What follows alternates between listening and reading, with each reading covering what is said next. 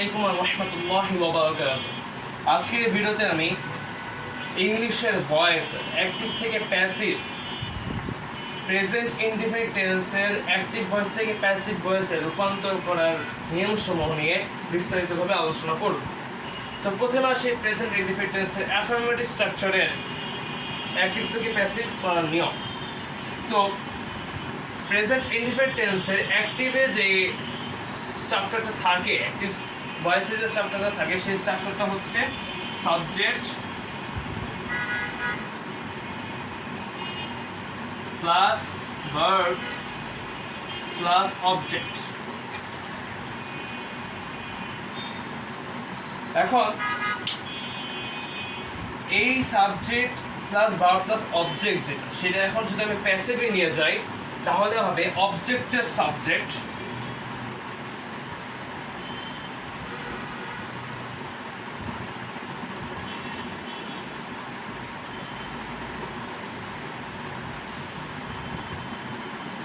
অর্থাৎ অবজেক্টের সাবজেক্টিভ ফর্মটা এখানে বসবে প্লাস অক্সিলারি ভার্ব, এই দ্বারা অক্সিলারি ভার্ব বোঝানো হয়েছে, প্লাস V3।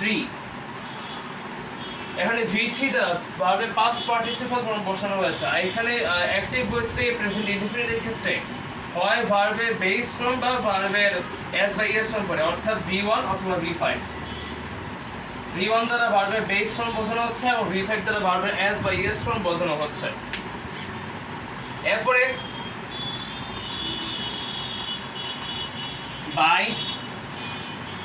বাই বসবে, পরে সাবজেক্টের অবজেক্টিভ ফর্ম বসবে।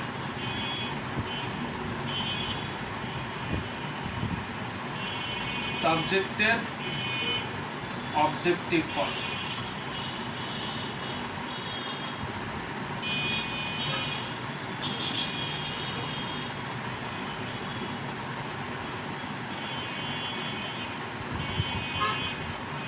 যেমন আমি সুন্দর একটা উদাহরণের মধ্যে বুঝিয়ে দিই।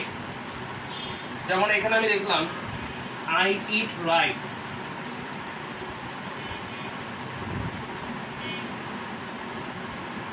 এখন এই জায়গার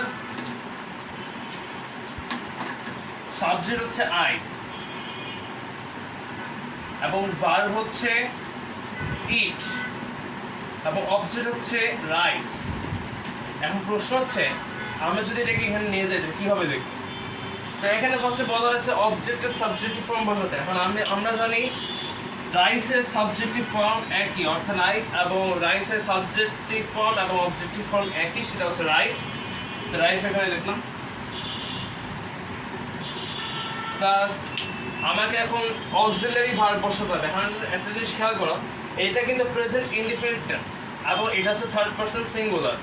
তো এই কারণেই রাইসের পর ইজ বসাতে হবে। আমরা জানি প্রেজেন্ট ইনডিফিনিট টেন্সের ক্ষেত্রে থার্ড পারসন সিঙ্গুলার হলে তারপরে অক্সিলারি ভার্ব হিসেবে ইজ বসে। তাহলে আমি এখানে ইজ বসে, তারপর এখানে বলা হয়েছে V3 অর্থাৎ ভার্বের পাস্ট পার্টিসিপল ফর্ম বসাতে হবে। এখন ইটের পাস্ট পার্টিসিপল ফর্ম হচ্ছে ইটেন। ইটেনটা আমাকে এখানে বসাতে হবে।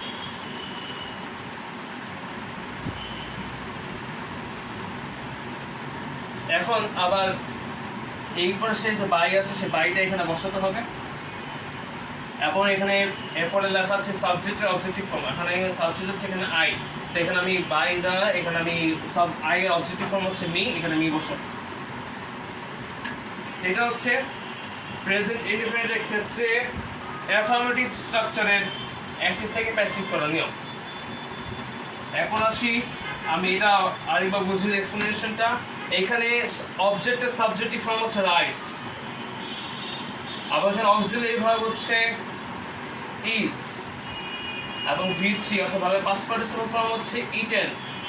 বাই এই জায়গায় বাই আছে এবং সাবজেক্ট অবজেক্টিভ ফর্ম এখানে আছে। তো এই হিসাবে আমরা বলতে পারি rice is eaten by me হচ্ছে আই ইট রাইসের সঠিক প্যাসিভ ভয়েসের ট্রান্সফরমেশনটা, বা সঠিক প্যাসিভ হচ্ছে এটা rice is eaten by me. এরপর আসি নেগেটিভ স্ট্রাকচারের ক্ষেত্রে।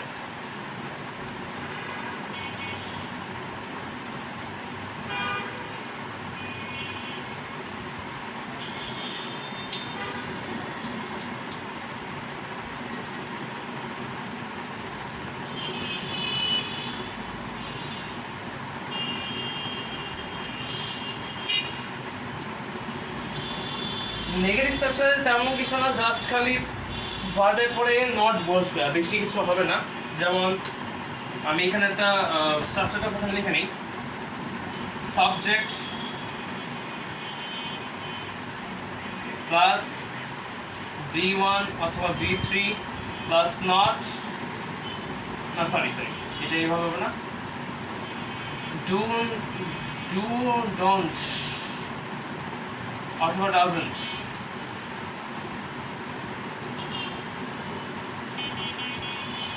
প্লাস V3 না V1 অথবা V5 প্লাস অবজেক্ট।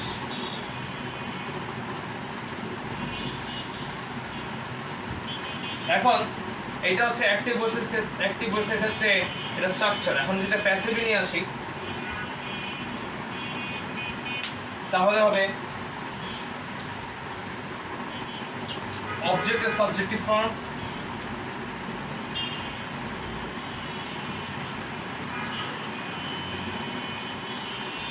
অবজেক্টের সাবজেক্ট আর কি, এরপরে প্লাস অক্সিলারি ভার্ব, এবি দ্বারা অক্সিলারি ভার্ব, এরপরে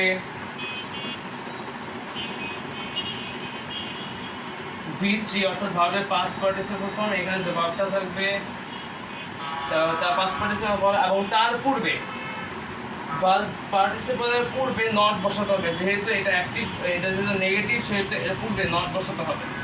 এখানে প্রথমে নট বসিয়ে পরে V3 বসাতে হবে, তারপর বাই,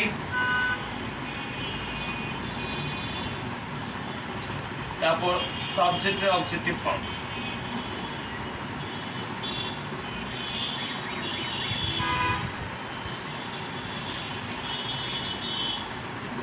যেমন আমি এখন লিখবো একটা উদাহরণ, যেমন আই ডোন্ট ইট রাইস, আগের উদাহরণটা খালি ডোন্ট লাগিয়ে দিই, আই ডোন্ট ইট রাইস। এখন এখানে আই হচ্ছে সাবজেক্ট, এটা খেয়াল করতে হবে, এখানে আই হচ্ছে সাবজেক্ট, আবার এখানে ডোন্ট বা ডাজন্টের মধ্যে এখানে ডোন্ট বসাতে হবে।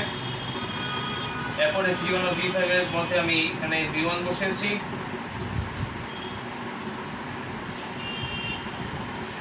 এর V1 বসাতে V1 এখানে বসালাম, পরে অবজেক্ট এখানে বসাতে হবে রাইস। এখন আমাকে অবজেক্টের সাবজেক্টিভ ফর্ম বসাতে হবে, রাইসের সাবজেক্টিভ ফর্ম হচ্ছে রাইস,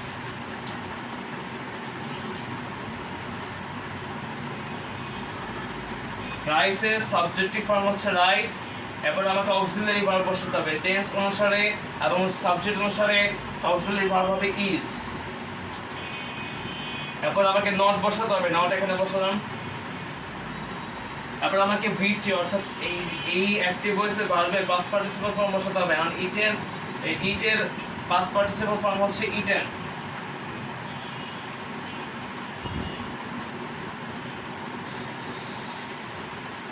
এরপরে বাই, তারপরে সাবজেক্টের অবজেক্ট অর্থাৎ আই এর অবজেক্টিভ ফর্ম আমাকে এখানে বসাতে হবে, আই এর অবজেক্টিভ ফর্ম হচ্ছে মি। তো এখানে আমরা স্পষ্ট দেখতে পারতেছি আই ডোন্ট ইট রাইস এর প্যাসিভ ভয়েস হচ্ছে rice is not eaten by me. এখানে রাইস হচ্ছে অবজেক্টের সাবজেক্টিভ ফর্ম,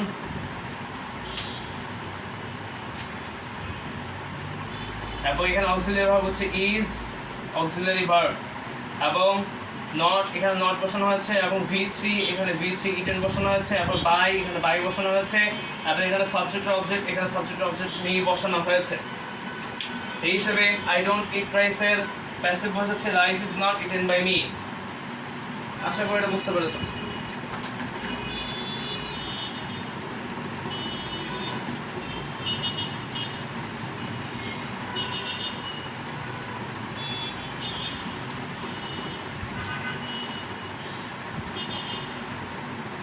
এরপর আসি ইন্টারোগেটিভ সেন্টেন্সের ক্ষেত্রে।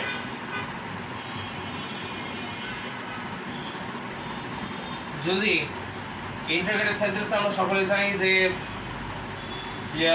ভার্বটা প্রথমের দিকে থাকে, যেমন প্রথমে অক্সিলারি ভার্ব বা নাউন বা প্রোনাউন থাকবে, প্রথমে ভার্ব থাকবে, পরে সাবজেক্ট থাকবে,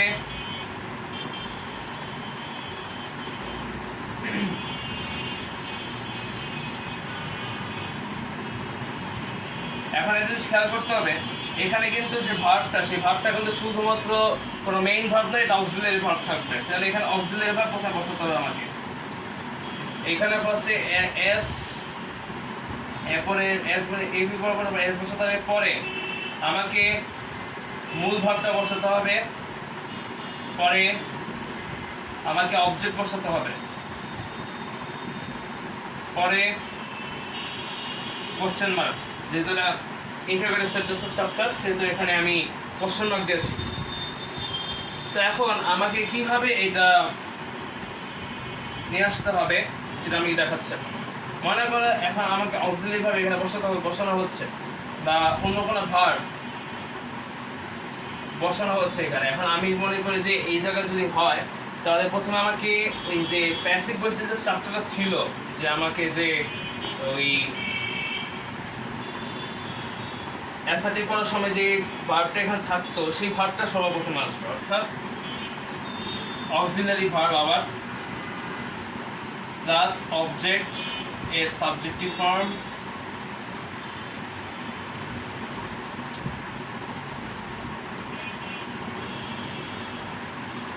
plus V3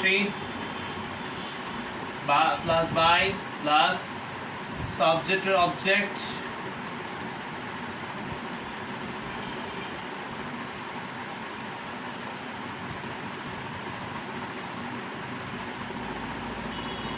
plus question mark.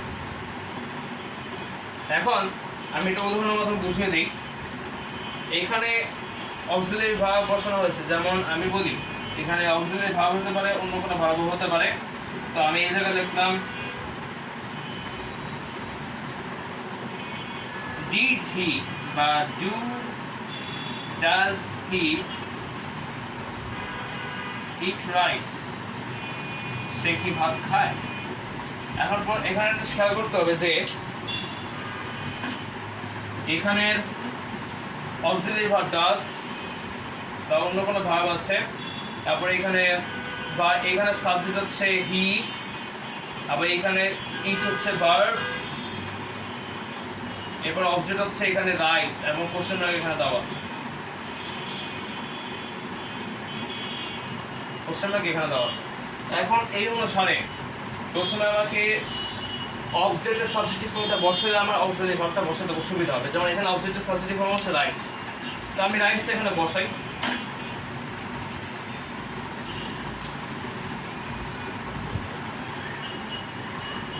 পরে এখানে খেয়াল করতে হবে যে এটা কিন্তু প্রেজেন্ট ইনডিফিনিট টেন্স। এখন রাইস যেহেতু থার্ড পারসন সিঙ্গুলার, তার সাথে একমাত্র ইজ অক্সিলারি ভার্বটাই বসানো যায়। এই কারণেই এর পূর্বে আমাকে অক্সিলারি ভার্ব বসিয়ে ইজ বসাতে হবে।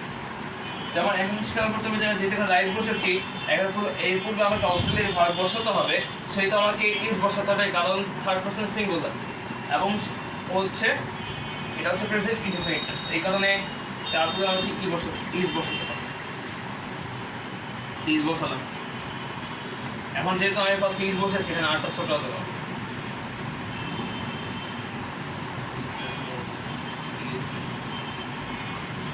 ইজ, ঠিক আছে। এখন এইখানে অক্সিলারি ভার্ব হচ্ছে ইজ এবং অবজেক্টের সাবজেক্টিভ ফর্ম হচ্ছে রাইস। এখন এরপর আমাকে V3 বসাতে হবে। V3 হচ্ছে ইট এর পাস্ট পার্টিসিপল ফর্ম, মানে ইটেন।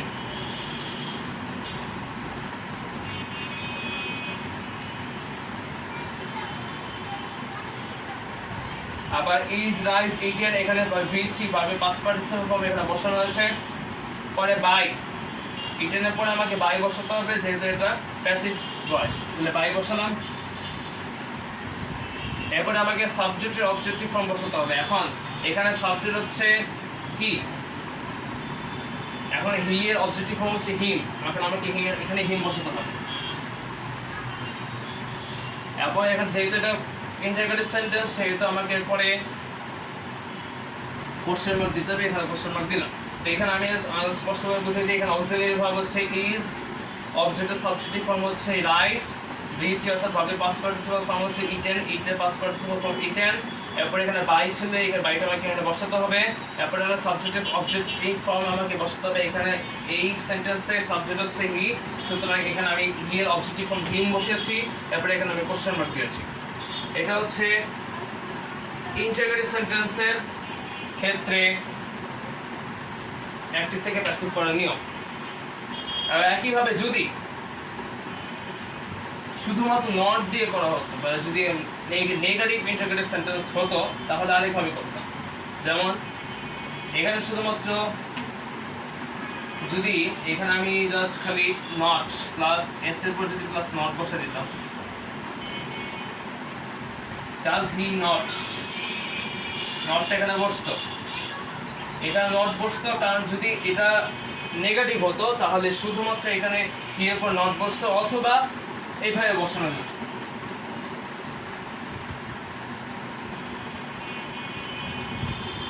ডাজ নট হি, এখানে যদি এটাকে বলা হয় কন্ট্রাক্ট ফর্ম, যদি সংক্ষেপে লিখতে হয় তাহলে হি এর পূর্বে ডাজ নট সংক্ষেপে লিখতে হবে, আর যদি পরিপূর্ণভাবে লিখতে চাও তাহলে ডাজ আগে বসাতে হবে এবং হি নট হি এর সাবজেক্টের পরে বসাতে হবে।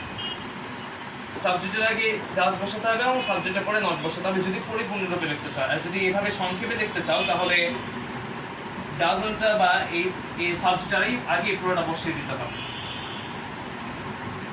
ঠিক আছে, তো এখানে আমি বসালে সংক্ষেপে বসালাম যাতে সহজে বুঝতে পারো। ডাজন্ট হি ইট রাইস, এখন এখানে কি হবে সমস্যাটা? এখানে আমি ঠিক একইভাবে জাস্ট খালি অক্সিলারি ভার্বের সাথে এখানে জায়গায় নট বসিয়ে দিব। Isn't rice eaten by him? যেহেতু এখানে নেগেটিভ সেন্টেন্স আছে সেহেতু আমাকে এখানে একটা ভার্বের সাথে নেগেটিভ ফর্ম বসাতে হবে। এটাকে চলে একইভাবে আমরা ইজ রাইস নট লিখতে পারি অথবা isn't রাইস লিখতে পারি। মোট কথা হচ্ছে এখানে নট থাকবে, হয় সেটা অক্সিলারি ভার্বের সাথে থাকতে পারে, হয় সেটা সাবজেক্টের পরেও থাকতে পারে। এটা হচ্ছে নেগেটিভ ইন্টারোগেটিভ সেন্টেন্সের অ্যাক্টিভ থেকে প্যাসিভ ভয়েস করার নিয়ম। এরপর আসি WH যুক্ত ওয়ার্ডের কিভাবে আমরা অ্যাক্টিভ থেকে প্যাসিভ করব।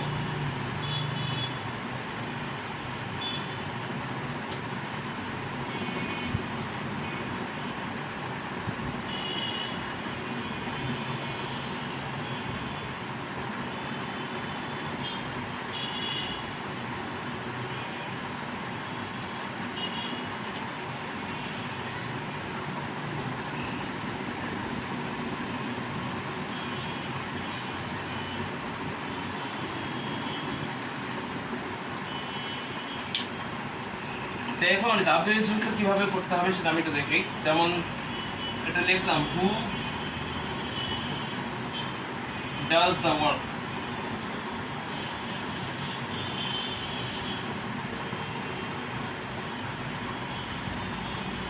এটা কিন্তু একটা নেগেটিভ সেন্টেন্স তোমরা বলতে পারো, কারণ এটা ইন্টারোগেট বা জিজ্ঞেস করা হচ্ছে, সেহেতু এখানে হু ডাজ দ্য ওয়ার্ক, এখানে একটা কোশ্চেন কোশ্চেন। এখন এটাকে কিভাবে করবো? এখানে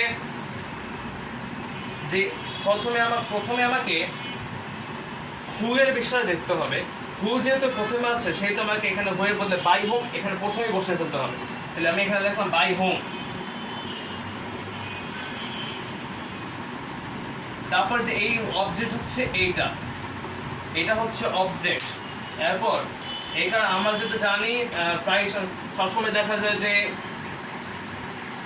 অবজেক্টটা প্রথমে বসে, সেহেতু এই দ্য ওয়ার্কটা এসে এখানে বসবে, অর্থাৎ এখানে লিখব দ্য ওয়ার্ক।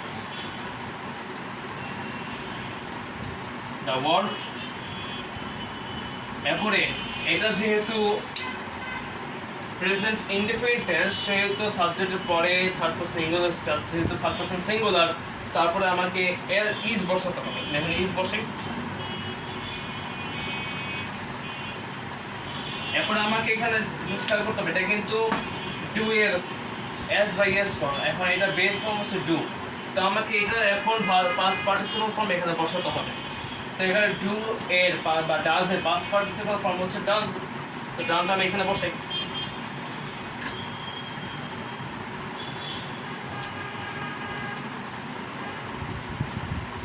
তারপর কোশ্চেন মার্ক দিতে হবে, তো আমার এটা ইন্টিগ্রেটিভ সেন্টেন্স। এখন আমি স্ট্রাকচারটা ভালো মতো বসিয়ে দিই। মনে করেন এইখানে হু থাকবে প্লাস যে কোনো একটা ভার্ব থাকবে,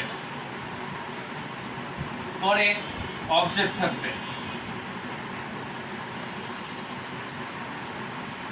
থাকবে, এরপরে কোশ্চেন মার্ক থাকবে। এখন এটা কি এভাবে নিতে হলে প্রথমে বাই হোম বসাতে হবে,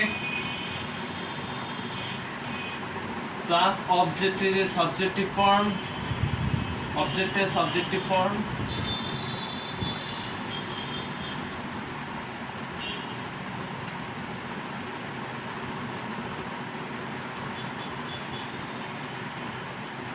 প্লাস